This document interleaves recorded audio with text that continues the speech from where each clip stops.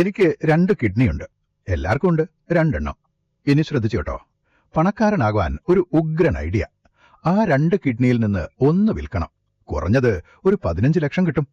ആ 15 ലക്ഷം സ്റ്റോക്ക് മാർക്കറ്റിലിടണം. അത് 2 വർഷത്തേക്ക് മറന്നേക്കണം. പിടികിട്ടിയോ? 2 വർഷത്തിന് ശേഷം ആ 15 ലക്ഷം 90 ലക്ഷമായി മാറും.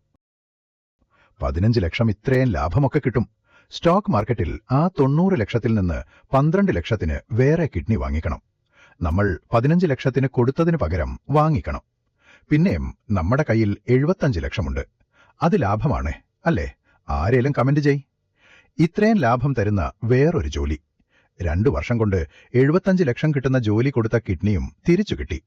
മനുഷ്യൻ എന്തുകൊണ്ട് പാവപ്പെട്ടനായി പോകുന്നേ? അവനു ഐഡിയ ഇല്ലാത്തതുകൊണ്ടെന്നാ? എനിക്കുണ്ട്.